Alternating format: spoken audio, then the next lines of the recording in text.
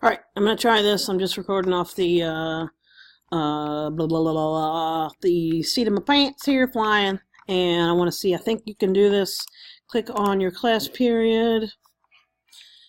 Over here you can show and hide columns if you want to take away. I don't need those alerts on my ID or on my list. I don't need sometimes, of course, if you have inclusion mixed in with your regular, you might want to leave that in there.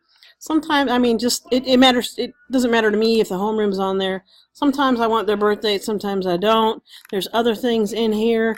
Usually I just leave it typically at these. Click OK, boom. You can also, if you want to add empty columns, you can do that. I'm sure you figured all this stuff out already. Add 5, OK, boom. Here's my 5 empty columns. Here's what I'm going to do. I'm going to go to the print, and I want to download this as all files or as a PDF. I'm going to click save. Let me try and see if that works. La la la la la. Here it is.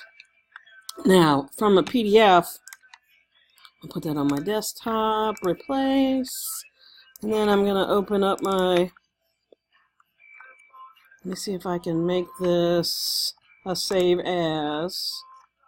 Boom, let's see, save as. Oh, I don't want to save it as PDF. Okay, cancel. Files, export to spreadsheet. Microsoft Excel. Boom, there you go. Save that. There you go. G2G spreadsheet. Bam, you can do whatever you want with that information. Cool?